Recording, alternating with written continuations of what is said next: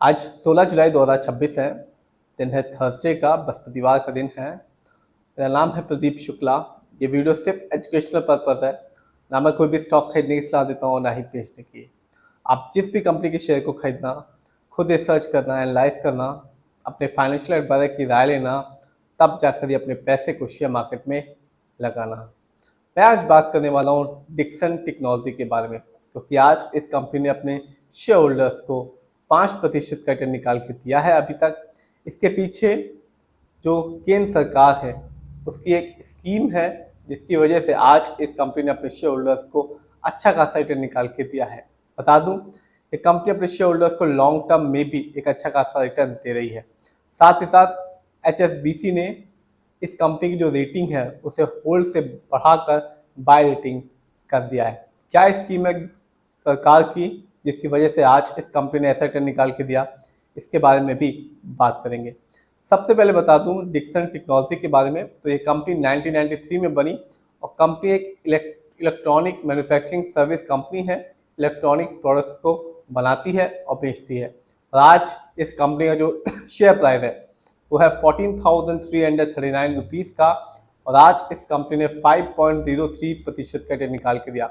इसके पीछे का कारण ये बताया जा रहा है कि जो सेंट्रल गवर्नमेंट की 62,500 करोड़ की नई मोबाइल मैन्युफैक्चरिंग स्कीम को मंजूरी मिलने के बाद इस कंपनी ने इतना ज़्यादा रिटर्न निकाल के दिया है। यानी कि कम जो सेंट्रल गवर्नमेंट है उसने मोबाइल मैन्युफैक्चरिंग स्कीम को मंजूरी दे दी है और इसका जो टोटल कॉस्ट है वो है 62,500 करोड़ का, जिसकी वजह से आज इस कंपनी ने अपने शेयर होल्डर्स का दिन बना दिया। साथ ही साथ आपको ये भी बता दूं कि जो ब्रोकरेज फर्म है HSBC, उसने इस कंपनी की जो रेटिंग है उसको भी बढ़ा दिया है और HSBC ने होल्ड की जगह बाय रेटिंग कर दी है। साथ ही साथ HSBC ने टारगेट प्राइस भी दिया है और वो टारगेट प्राइस है 12,000 से लेके 16,000 रुपीज़ तक। यानी कि इस कंपनी के जो शेयर है वो 16,000 रुपये तक जा सकता है। ये तो बात है लेटेस्ट न्यूज़ की। जानते हैं इस कंपनी के लॉन्ग टर्म रिटर्न को, और मैं हमेशा कहता हूँ कि आप लॉन्ग टर्म रिटर्न देखना, तभी किसी भी कंपनी पर पैसा लगाना। एक साल में जब मार्केट डाउन था, इस कंपनी ने अपने शेयर होल्डर्स को निराश किया, क्योंकि इस कंपनी के शेयर में गिरावट देखने को मिली 12.45% की। यानी आज से ठीक एक साल पहले इस कंपनी के शेयर प्राइस था 15,960 रुपीज़ का, जो आज के दिन मिल रहा है 14,339 रुपीज़ का। तो एक साल में तो इस कंपनी ने अपने शेयर होल्डर्स को निराश किया रिटर्न के मामले में, लेकिन 5 साल में लॉन्ग टर्म में इस कंपनी ने अपने शेयर होल्डर्स का भरोसा जीता, क्योंकि 5 साल में इस कंपनी ने अपने शेयर होल्डर्स को 205% का रिटर्न निकाल के दिया। यानी आज से ठीक 5 साल पहले इस कंपनी का शेयर प्राइस मिल रहा था 4,304 रुपीज़ का, जो आज के दिन है 14,339 रुपीज़ का। तो जिसे भी 5 साल पहले इस कंपनी को चुना होगा, एक अच्छा खासा अमाउंट लगाया होगा और सबसे इम्पोर्टेंट चीज़ की 5 साल तक वेट किया होगा, उसे इस कंपनी ने बहुत ही शानदार रिटर्न निकाल के दिया है 5 साल में। लेटेस्ट अपडेट बता चुका हूं कि सेंट्रल गवर्नमेंट ने 62,500 करोड़ की मोबाइल मैन्युफैक्चरिंग स्कीम को मंजूरी दे दी है, जिसकी वजह से आज इस कंपनी ने अपने शेयर होल्डर्स को 5% का रिटर्न निकाल के दिया है। ये तो बात है लेटेस्ट न्यूज़ की।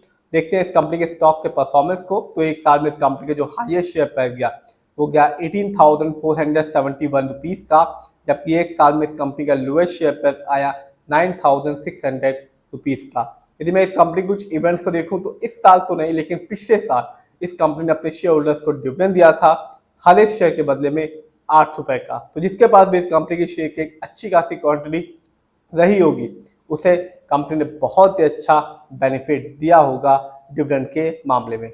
देखते हैं इस कंपनी के फंडामेंटल्स को। तो जो कंपनी का मार्केट कैप है वो है 83,563 करोड़ का। ये कंपनी लार्ज कैप की है, क्योंकि मार्केट कैप 20,000 करोड़ के ऊपर का है। और लार्ज कैप की कंपनियां ऐसी कंपनी होती हैं जिनमें जोखिम कम होता है, नुकसान होने की पॉसिबिलिटी कम होती है, लेकिन ये कंपनी ठीक ठाक रिटर्न निकाल के देती हैं। ऐसा नहीं देती जैसा स्मॉल कैप की कंपनियां देती हैं। पीबी रेशियो 17.87 है। वैसे शेयर मार्केट में एक अच्छा पीबी रेशियो कहलाता है 1 से लेके 3 के बीच में। यदि किसी कंपनी का पीबी रेशियो 1 से कम है तो इसका मतलब होता है कंपनी का शेयर सस्ता है, लेकिन कंपनी की जो स्थिति है वो खराब है। यदि कंपनी का शेयर पीबी जो रेशियो है वो 3 से ज़्यादा है तो बताता है कंपनी का शेयर महंगा है, और जो निवेशक है जिनका किसी भी कंपनी में पैसा लगा हुआ है उसे कंपनी से बहुत ज़्यादा उम्मीद है फ्यूचर में। इंडस्ट्री पी है 54.70 का, शेयर मार्केट में एक अच्छा इंडस्ट्री पी कहलाता है 20 से लेकर 25 के बीच में। ये बताता है जो कंपनी का शेयर है मार्केट में कैसा परफॉर्म कर रहा है, क्या वो बहुत ज़्यादा महंगा तो नहीं हो गया शेयर मार्केट में, क्या बहुत ज़्यादा सस्ता तो नहीं हो गया शेयर मार्केट में। डेब्ट टू इक्विटी का मतलब होता है कंपनी पर कितना लोन कर्ज है। इस कंपनी का डेब्ट टू इक्विटी है 0.21 का। आप भी देख सकते हैं इस कंपनी पर लोन कर्ज ना के बराबर है।